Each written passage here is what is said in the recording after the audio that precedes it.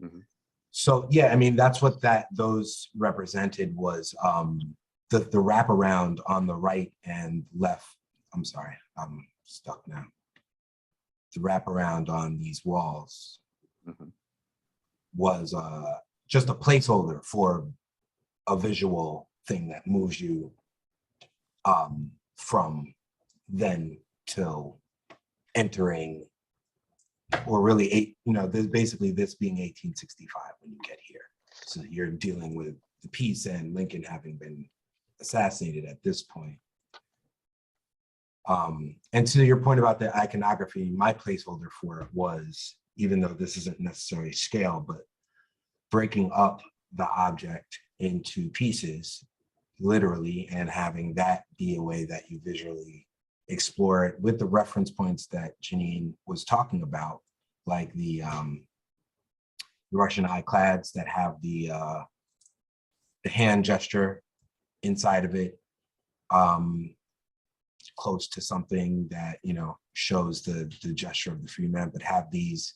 I think what I was hearing from Sanford is not a touch screen, but objects that make you think through that iconography. So that's where how I'm currently representing that. But I heard Amy say that occurs essentially in this corridor leading up until you get to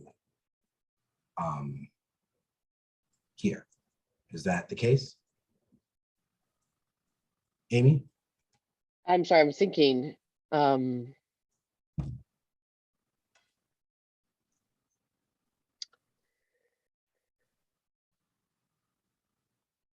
Well, I think if we want, so if we have the,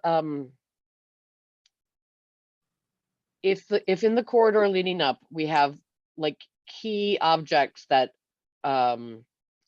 are sort of antecedents, if you will, of the emancipation group, and various visual touch points, then when you see the actual object there, then I think actually what you've done is you've set up the ability to do, if we wanted to do something like what you've put here in the other V, which is that we could literally unpack it, right?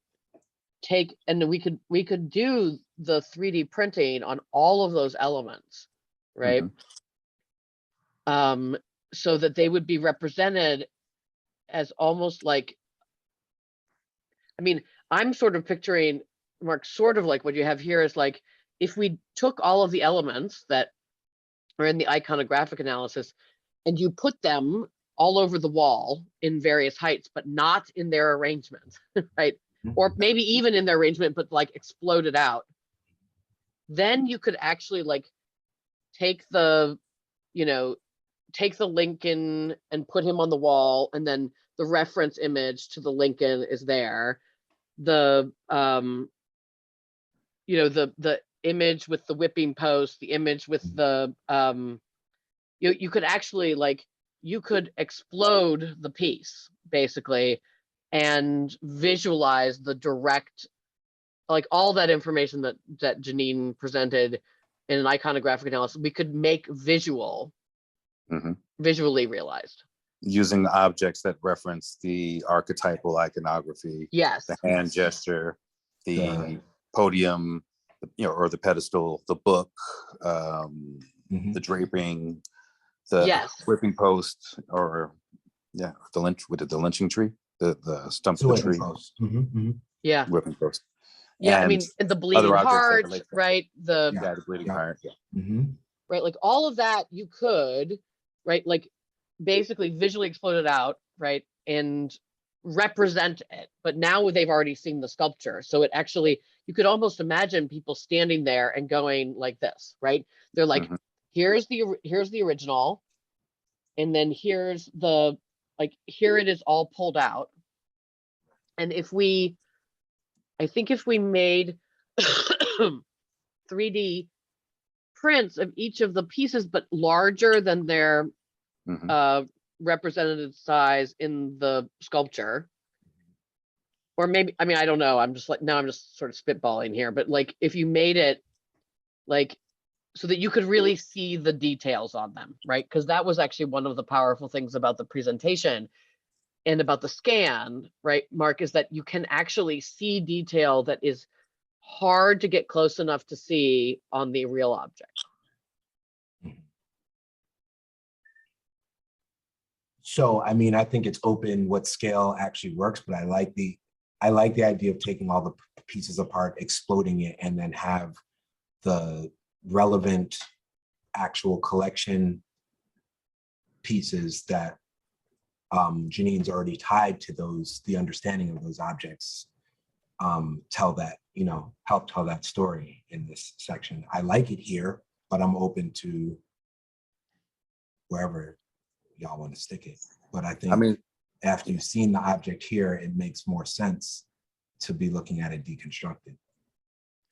So in this conversation, one idea that's popping up is creating basically the installation as if it were a constellation that comes off of this exploded version of the emancipation piece. So if we were to see the original piece where it is right now, and then you move towards the center, maybe all of the elements were exploded in space.